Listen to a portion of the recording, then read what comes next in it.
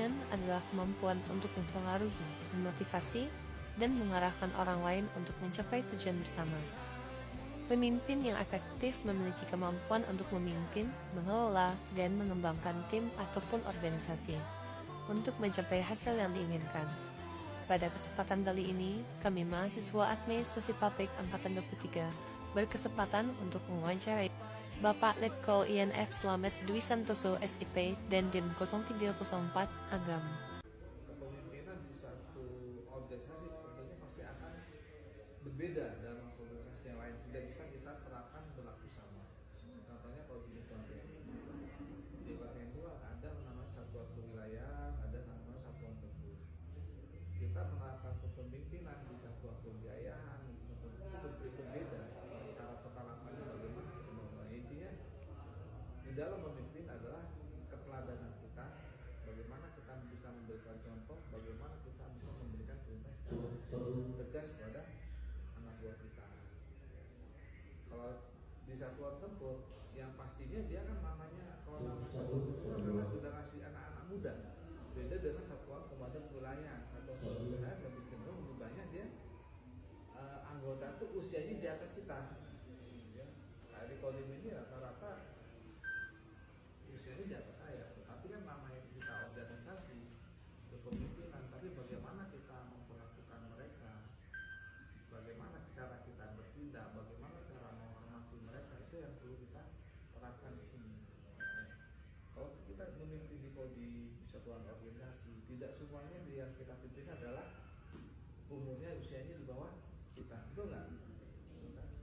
Nah, kadang ada yang nggak terima kalau udah orang udah umur ini anak kemarin, tapi dengan bagaimana cara kita memperlakukan mereka, bagaimana cara jiwa kita. Yang pertama yang pasti adalah teladan, tegasan, itu yang harus menamai pemimpin. Keteladanan lah yang utama. Bagaimana anggota bisa meniru, mencontoh, segan sama kita.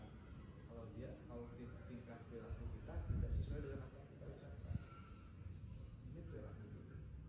Kemudian kalau situ ada yang lebih tua, kita hormati juga. Dengan cara kita menghormati mereka, mereka akan lebih hormat sama kita. Itu cara-cara kita. Mungkin dengan cara ya kita melakukan mereka layaknya sebagai atasan, tapi kita ada batasan juga. Nanti ada kalanya kalau memang itu sudah tidak sesuai dengan aturan, baru keluar sifat kita sebagai komandan, sebagai pemimpin komandan. Dari kita tapi selama dengan cara kita membawakan dengan kita kekeluargaan, dia sudah bisa diarahkan, kita bisa dengan cara seperti itu. Ya, kita menerapkannya kalau kita dengan orang yang lebih tua, rata-rata kan kayak orang nomor 2 saya kan itu senior jauh dari saya, tapi kita hormati dia akan lebih hormat sama kita dan dia akan lebih loyal sama kita, tergantung kita bawaan kita, bagaimana kita memimpin organisasi tersebut gitu ya. Jadi kita kalau kita pengen dihargai, pengen dihormati, itu bagaimana kita memperlakukan orang di sekitar kita. Jangan berarti kita pemimpin kita semena-mena. Jadi kalau untuk prinsip selama memimpin itu apa sih yang Bapak pegang, Pak? Pertama ya, kalau untuk prinsip selama saya memimpin, saya akan lebih menghargai orang tersebut. Saya akan melakukan orang tersebut dengan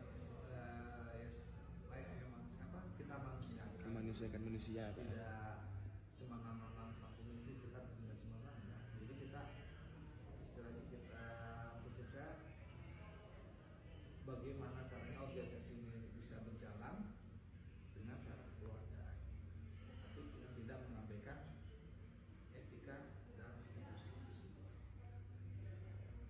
Untuk sejauh ini Bapak memimpin, ada nggak sih Pak konflik-konflik yang terjadi, Pak? Alhamdulillah sampai saat ini nggak ada ya. Mereka ya kita juga bisa mengerti kapan kita keras, kapan kita landai, kita bisa keluarga, kita santai, kita sambil dulu. Jadi tidak selamanya kalau kepemimpinan itu kita harus keras, tegas, tidak. Saatnya kita bisa merangkul, kita rangkul. Saatnya kita bercanda, yang penting ada batasan gitu, sehingga kita bisa mengambil keputusan, bisa mengambil tindakan saat mereka salah gitu. Tapi kalau kita terlalu dekat, terlalu bebas, jangan sampai kita ada keraguan-keraguan ketika kita mengambil tindakan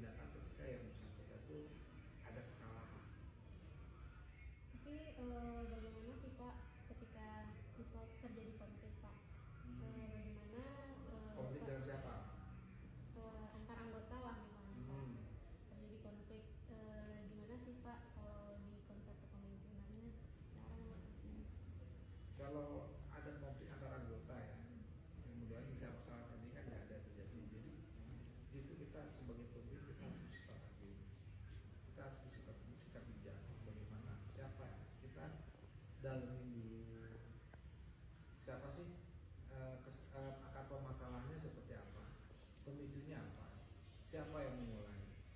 Nah itu yang kita dalami. Setelah itu kita dapat, baru bisa kita ambil keputusan siapa yang salah, siapa yang benar, bagaimana kita menyelesaikannya. Setelah kita mengetahui sampai sejauh mana akar permasalahan itu kita dapat. Nah, kita dalam ya kita langsung terima dari si A, si B, enggak. Ya kita kan kita di sini kita punya staff kita langsung dalam dulu. Nah, kita ada staff intelijen, apa kita coba periksa permasalahannya apa, awal mulanya seperti apa, baru kita bisa mengambil kesimpulan apa yang bisa kita. Jadi secara pemimpin juga, ya kita juga kan kita punya anak buah, punya staff. Ya staff itu yang kita berdayakan. Ya. Kita berdayakan staff-staff kita sesuai dengan fungsinya. Mungkin kalau ada konflik, mana sih ranah konflik ranahnya siapa? Staff intelijen, selidiki dulu. Bagaimana mulanya permasalahannya, akar permasalahannya apa. Setelah kita punya data, kita baru kita bisa mengambil keputusan. Jadi di analisis dulu ya Pak ya? Analisa dulu, nggak bisa ya. Nah, pemimpin kan tidak bisa digabah. Tidak boleh seroboh salah mengambil keputusan, kan dampaknya luar biasa. Jadi kalau ada yang bisa nanti pemimpin tidak bisa, kita nggak, jangan buru-buru kita mengambil keputusan. Kita cermat dulu, kita cermat. Ada keputusan yang butuh kita cepat, ada yang butuh kita analisa juga. Tapi ada yang butuhkan analisa cepat juga. Gitu. Semua harus dianalisa. Tidak bisa kita mengambil keputusan secara sejak. Kita punya saran staff itu kan kita minta apa saran kalian, apa masukan kalian, itu harus kita berdayakan. Jadi sebagai seorang pemimpin kita harus bisa memberdayakan semua unsur-unsur yang ada di bawahnya. Tidak bisa kita bekerja sendiri. Kita satu, sementara permasalahan banyak. Kita punya staff itu yang harus kita berdayakan. Nanti saran-saran staff itu yang sebagai langkah di dalam kita dalam mengambil keputusan. Ini Pak, sejauh Bapak memimpin di Kodim ini Pak, nilai-nilai apa yang Bapak tanamkan selama jadi pemimpin di Kodim ini Pak? Kalau kita di Kodim ini perangnya harus kekeluargaan dulu ya. Beda bawaan Kodim. Namanya kita kepemimpinan itu ya kita nilai itu harus kita tanam lebih terlebih. Kita harus bisa merangkul, tidak kapan kita bertindak sebagai seorang bapak, kapan kita bertindak sebagai seorang kakak, kapan kita bertindak sebagai seorang atasan. Itu yang harus kita terapkan, kapan waktunya kita berbuat seperti itu. Yang pasti nilai kekeluargaan itu yang pasti akan saya terapkan di dalam kebersamaan ya. Karena seorang pemimpin tidak mungkin dia bisa memimpin tanpa ada anak buah, tanpa adanya kebersamaan. Mustahil organisasi itu akan berjalan ya. Kita rangkul dulu ya, dari kita keluarga.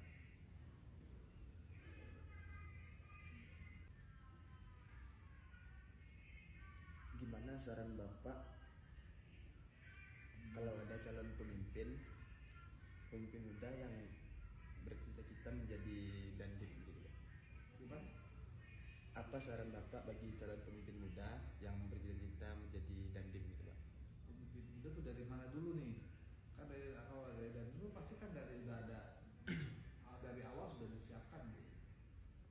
Dia harus masuk TNI dulu. Pemimpin muda kalau dari kalangan sipil nggak mungkin jadi dandim kan?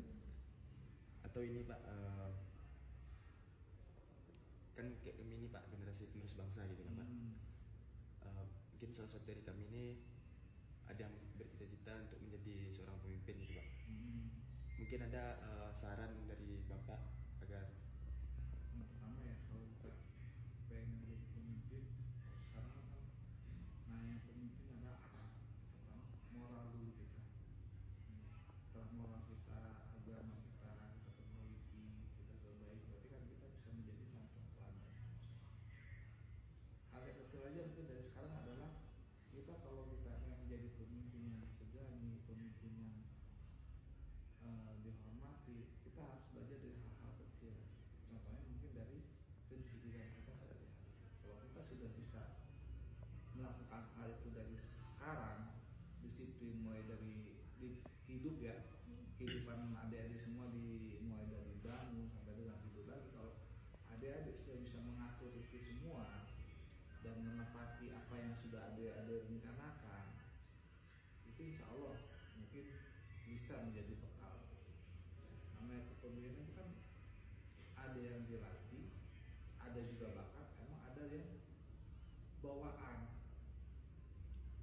ada bawaan juga. Tapi kalau kita sudah membiasakan diri dengan hidup disiplin, insya Allah itu akan membawa kalian untuk menemukan jati diri kalian. Dengan kita sudah menemukan jati diri, kepribadian, itulah yang akan membawa sifat kepemimpinan kalian akan seperti apa. Yang pasti pertama dari kehidupan kita dulu, kehidupan awal dari hal kecil, mungkin kita lihat sampah, kepedulian, ya, dari kepedulian kita lihat sampah kecil kita. Kalau kita cuek kan nanti akan terbawa juga. Pada saat kita punya anak buah, ada anak buah sakit dicuekan, nah, itu biasa. Tapi kalau dengan kita sudah peduli dengan hal-hal yang kecil, insya Allah akan terbawa. Itu dari lingkungan kehidupan adik-adik sendiri. Kemudian yang kedua mungkin adalah kalau soal hidup itu kita harus bisa menjadi contoh. Jadi apa yang kita lakukan, apa yang kita ucapkan, itu kita lakukan. Jangan apa yang kita ucapkan tidak sesuai dengan apa yang kita lakukan. Contoh dulu sehingga orang-orang tersebut akan segan dan akan menghormati kalian. Tapi apabila seorang pemimpin dia tidak bisa memberikan contoh dan apa yang dikatakan yang diceritakan berbeda dengan apa yang diperbuat, pasti anak buahnya pasti akan memberontak dan dia akan menjalankan perintah itu dengan tidak ikhlas. Teladan mungkin dari agama, itu kan pasti itu dasar-dasarnya dulu kan, kehidupan pribadi, agama, fondasi, kemudian jadi contoh, itu aja sih. Kalau menurut saya itu yang nanti akan bisa diterapkan dengan kita sudah menjadi contoh, insya Allah ya jiwa kepemimpinan itu akan muncul sendiri. Nanti kita udah bisa dari situ, insting kita itu akan muncul,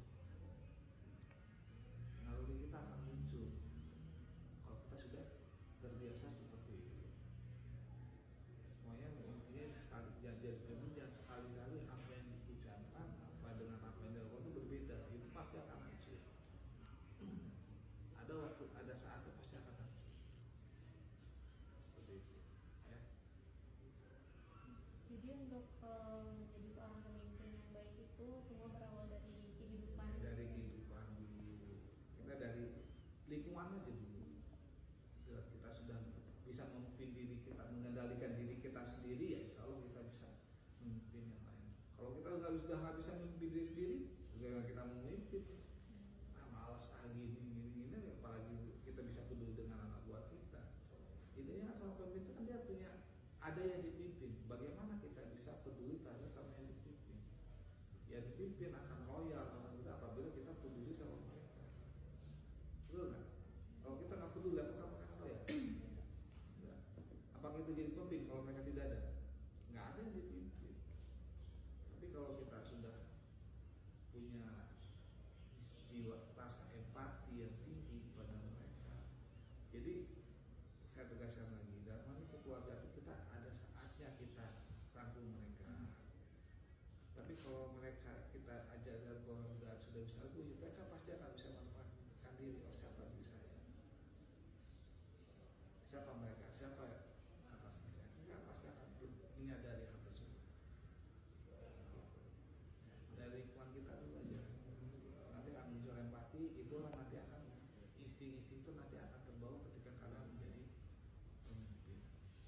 Ketika kita punya ruang kebiasaan kita yang sudah kita rutin kita lakukan, disiplin kita itu nanti akan membawa kalian pada naluri kepemimpinan kalian. Itu akan muncul.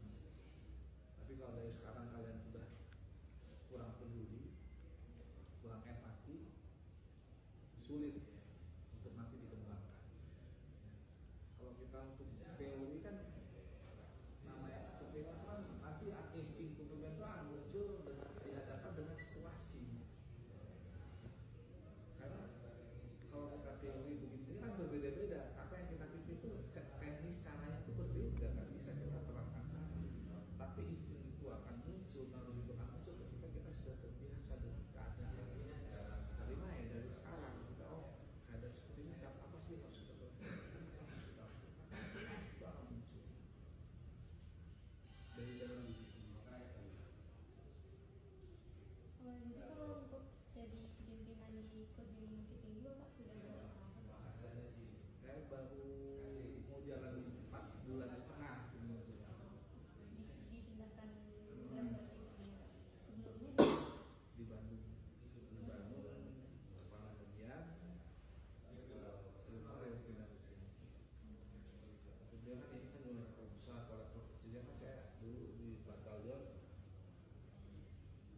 program kan hanya sampai dengan dari tiga.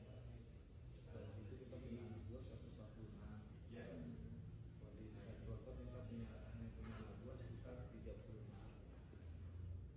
Jadi semakin lama semakin kan bertahap gitu, dari level yang kecil nambah atau paling udah untuk yang besar. Berarti emang di militer tuh sangat diajarkan kepemimpinan itu pentingnya. Pasti kalau di kerjaan kepemimpinan itu memang di militer pasti diajarkan baik kepemimpinan